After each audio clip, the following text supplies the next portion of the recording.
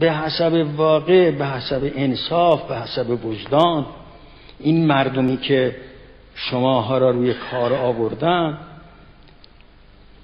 این مردم کوچه و محله و عرض میکنم زاغه هایی که شماها را روی مسند نشوندن، ملاحظه اونها را بکنید و این جمهوری را تضعیفش نکنید.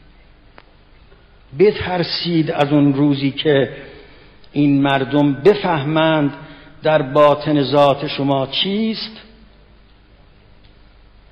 و یک انفجار حاصل بشه.